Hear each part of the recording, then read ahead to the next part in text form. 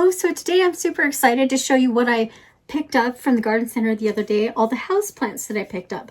And the cool thing about all of these is they're all safe to be around pets, including cats and dogs. They're not toxic to them. So if your pet accidentally eats some of it, it's not going to kill them. So the first one that I'm excited to talk about is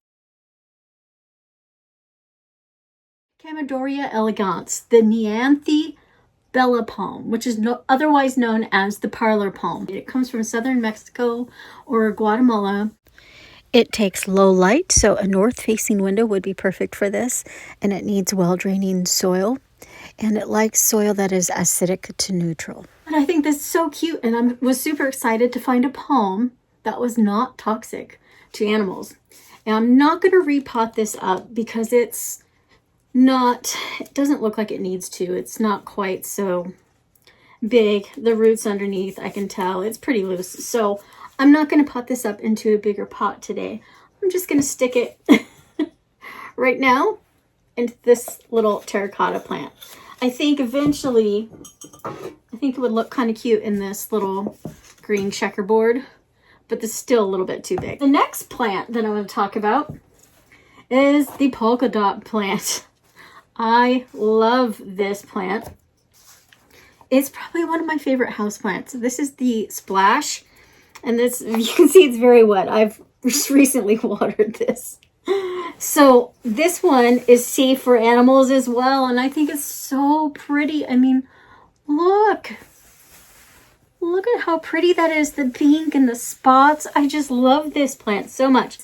I might have overwatered this one a little bit. The water is still spilling out from yesterday. Anyways, it's a good thing they like it moist. This one, it's just so pretty. It likes indirect bright light. So a south-facing window. It does like humidity. If your bathroom happens to be on the south side of your house, that'd be the perfect spot for this plant. But once again, if your animals mess with it, it's going to be okay. I'm going to repot this up too because this is outgrowing its container. The roots are coming out through. I'm not sure which one I'm going to put it in. This one, I kind of like it with the checkerboard one. That's pretty too.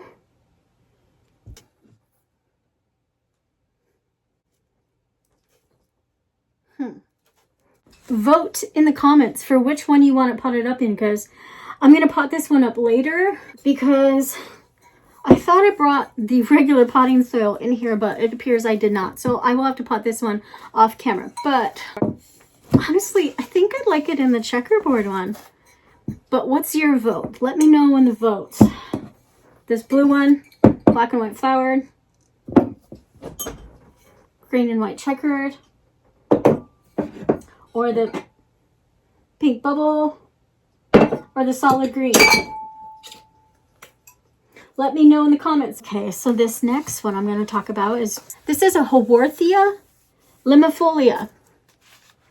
Now, most of Haworthia, most of them are non-toxic to pets and are safe to be around. However, there is a Haworthii, a Senecio Haworthii, that is very toxic to cats and dogs. So there are a few Haworthia that are toxic. Just make sure that whichever Haworthia you're buying is not one of the toxic ones. This is a low light plant, so it needs to be in a north or east facing window. And it's succulent, so it's going to go in my succulent planter. I think I'm going to pot this one with the other succulent I got. The Echeveria. Which type is this? Oh, it doesn't say. It just says assorted type, so I'm not really sure. But it kind of looks like a blue elegance. Don't quote me on that. I think I'm going to pot these two together into this cute big one. And I probably should have got a third one, actually. Yeah, I bet you I could fit a third one, maybe even a fourth one in this. Now, I technically don't need to. It's not outgrowing its container at all. But I'm not sure if the garden center has it in cactus soil or not. So I'm just going to go ahead and put it in cactus soil. That is, if I can get this bag open. I got it open. Okay, so let's get them fill it with some cactus soil. I have never potted up an echeveria before. Guys, when I say I'm a beginner with houseplants, I really mean it. And I'm learning right along with all of you beginners. Yeah.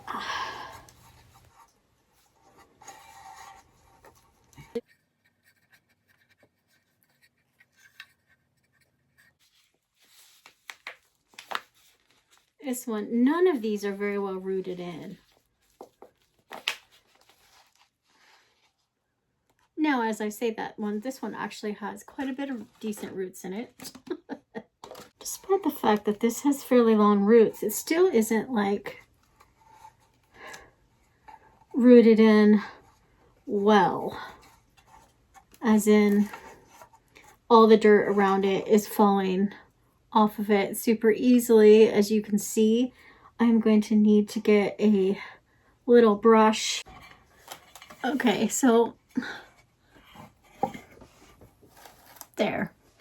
I'm definitely going to get at least maybe one more big one. Maybe one more big one to put here, or a couple smaller ones. We'll see, but I'm definitely going to go back and get a couple more. I think that's so cute. Oh, I also just wanted to say that most echeverias are safe for cats and dogs. Now, this next one that is safe for cats and dogs is this African violet. Now, this one is not your typical little tiny purple one. This is a St. Paula African violet. And it likes it moist, but not soggy. So, I think I'm going to plant this one. This one looks big enough to repot up from its little 4-inch pot. So I think I'm going to put it in this beautiful blue scalloped pot. For me with houseplants, I need to give my plants the best chance possible to survive. So I specifically got this African violet soil, potting soil. I'm so much better with outdoor plants. African violets like bright, indirect light. So in winter, place it in a south window, maybe even a west, but in the spring, summer, or fall, place it in a north or east facing window. Now, if you're having a problem with your African violets, most likely it's probably due to temperature fluctuation rather than anything else. They really don't like a change in temperature. They like it to remain 65 to 80 degrees, and that's probably going to be my hardest problem with this plant, is maintaining the right temperature for this. It's pretty easy to tell when it's overwatered. The leaves and stems get really mushy. And if the top inch or two of the soil feels dry, go ahead and water it. And there, isn't that so pretty? I love this African violet. I've always loved the little dark purple ones. I think they're really pretty too, but this St. Paula, very stunning. Love this. Oh, so gorgeous. Last but not least is this fern. This is a mother fern, and it's safe for cats and dogs. It is native to New Zealand. It likes it moist, humid, and cool, actually. Not necessarily warm, but cool. Cool as in compared to most other tropical plants. But, so it's going to be, it likes indirect light, so shade. Obviously, it wouldn't survive in my winters here. I believe the zones for this, probably a 10 through 12. I know the zone for that parlor palm, it's zones 10 through 12. But this mother fern I thought was so pretty. I just think this is adorable. This actual planter, it came in this planter, which is what made this a little bit more expensive. This is a self-watering planter. So I thought that was cool. As much as I forget to water things, houseplants, this fern might actually have a chance to survive with this self-watering container. So how cute is that? It looks kind of like a mushroom, but it's got this scalloped edges along it. I just thought it was so cute. It kind of looks more earthy, nature-y, maybe boho style, which is more me. So there we have it for the plants. 6 plants that I've chosen that are safe for cats and dogs. The polka dot plant, African violet, the Chamaedorea palm, Chamaedorea elegans palm, otherwise known as parlor palm,